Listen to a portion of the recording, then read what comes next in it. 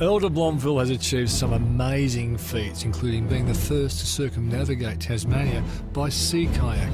He believes strong leadership is of the utmost importance and says this will be the greatest challenge for our future. So you're a leadership entrepreneur, but how do you relate that to someone who's working in a private company and they need someone to tap into their leadership stock?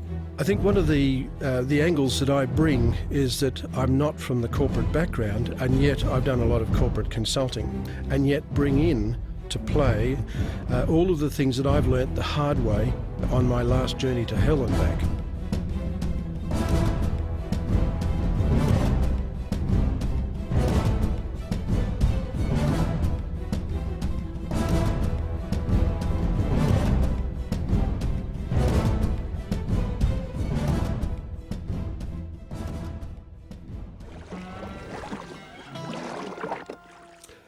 I think I've been very lucky coming from a mountaineering, exploring and expedition background where I've had to make, as leader, decisions about life and death of other people. And I think that's given me a very different perspective on what leadership is in very challenging times.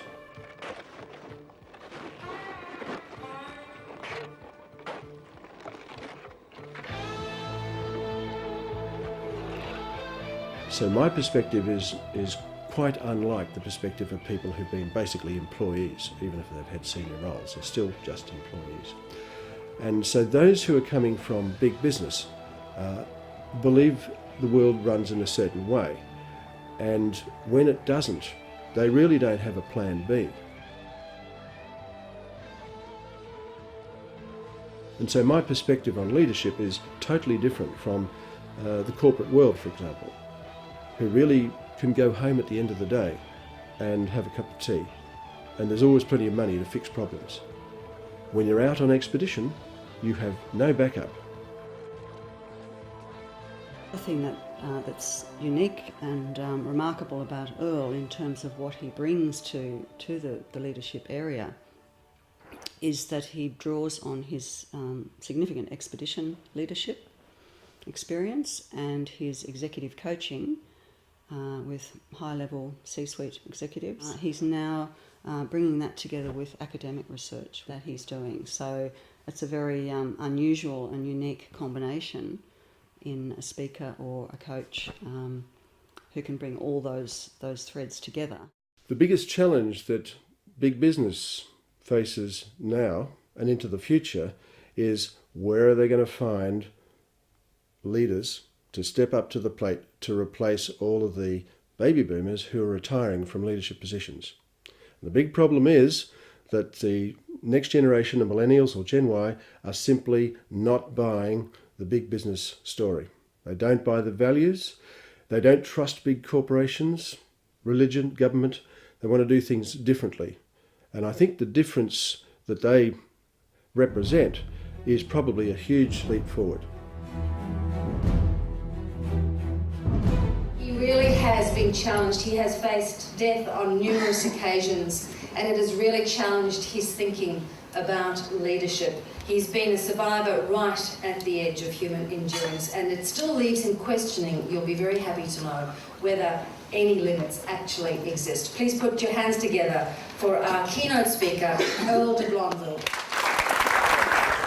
So what can I tell you about leadership that I've learnt on my journey to hell and back?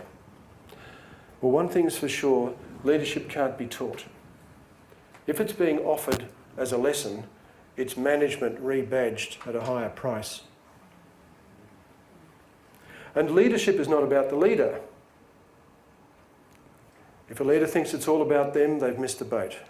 They didn't read this chapter here that says leadership is not about the leader. It's basically about everything and everyone around you. You are the sun around which your universe circles and draws its energy and light. The sun doesn't control anything except by giving. And leadership is not about taking power and control. Anybody who thinks leadership is about power and control, once again, has missed the boat. In case if it was my boat, they'd be thanking me for that. No, it's about giving.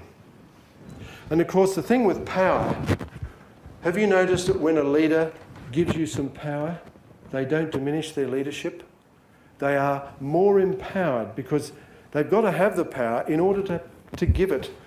So in your roles as leaders of your business and leaders of people that you employ and subcontractors and people that you inspire and motivate, the more that you can give of your inspiration, the more you can give of your love and your support and your encouragement and your faith, the more you build these people up around you. And they will come to know that you are the source, you are the sun that illuminates and warms their life. And the other thing is that leadership is not a destination. It's not a certificate or an MBA or a qualification. I suggest to you that leadership is a journey. So if you see leadership as your own personal journey and that everything you encounter along the way is part of your learning process, there's no way that you can't not learn, then that journey will take you to being a great leader. Thank you.